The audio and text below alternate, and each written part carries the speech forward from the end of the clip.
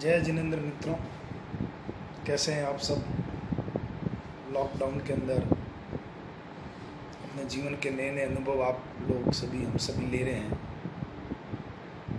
बंधुओं, एक परिवार के अंदर एक बालक ने जन्म लिया और जन्म लेने के पश्चात वो बालक निरंतर बीमार रहा, बीमारी से ग्रसित रहा।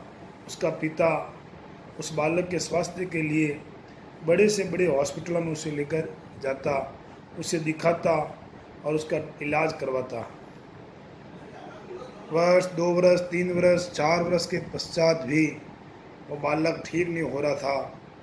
उसकी औषधि का, उसकी दवाई के लिए उस पिता ने 5-10 लाख रुपए खर्च कर दिए। जब 5 साल बाद वो बालक पलंग पर सोता सोता अकस्मात हंसने लगा, तब उस पिता ने पूछा कि बेटा तुम हंस क्यों रहा है। तो पुत्र ने कहा, अब मुझे जाना चाहिए। बाप ने कहा, कहाँ जाना चाहिए। अब मुझे अनंत यात्रा की ओर अब मेरे जाने का समय आ गया है। पुत्र ने कहा, ऐसा कैसा बोल रहा है, ऐसे कैसे कह रहा है कि मेरा समय अब पूरा हो गया है पिताजी। क्यों? मैं आपसे मेरा ऋण वसूल करने आया था। आप शायद भूल गए होंगे कि आपने मेरे से 50,000 रुपये लिए थे और वो आपने चुकाए नहीं। उसकी वसूली के लिए मैं आपके घर में जन्म लिया और जन्म लेकर मैंने 50,000 के बदले में आपका 10 लाख रुपए का वसूल किया। अब मेरे जाने का समय आ गया है। और ऐसे कहते ही उस पुत्र का निधन हो गया। बंधुओं, एक बात समझने की है कि हम कर्म कर जाते हैं, लेकिन कर्म करने के बाद उसके परिणाम के लिए भूल जाते हैं। आज लॉकडाउन के अंदर, कोरोना महामारी के अंदर जहाँ भी बात करते हैं लोग इस विषय में बात करते हैं कि इकोनॉमिक बहुत बड़ा संकट आ जाएगा। जिनकी मार्केट में उधार बाकी है, जिन्होंने क्रेडिट दे रखे हैं, वो लोग घबरा रहे हैं कि हमारा पैसा आएगा या नहीं आएगा।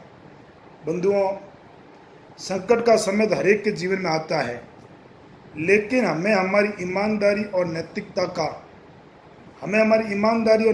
को नहीं छोड़ना चाहिए। ये समय भी गुजर जाएगा। हमारी जो रोजी रोटी है, हमारा जो व्यापार है, हमारी जो दुकान है, फैक्ट्री है, हमने कितने परिश्रम के साथ उसको खड़ा किया है, कितने लोगों का हमने विश्वास और व्यवहार जीता है। और इस संकट काल के अंदर अगर हमने विश्वास और व्यवहार खो दिया तो हमारे पास रहा हुआ धन, हमारे पास रहा हुआ अर्थ क्या काम आएगा।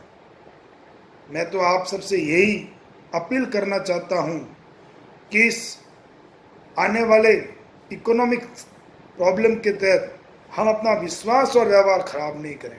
अगर हमने अपना विश्वास और व्यवहार खराब कर दिया, हमने अपनी नैतिकता छोड़ दी, हमने अपनी ईमानदारी छोड़ दी, तो बंधुओं, हमें हमारे आने वाले समय में हमारे कर्मों का हमें परिणाम जरूर भुगतना पड़ेगा।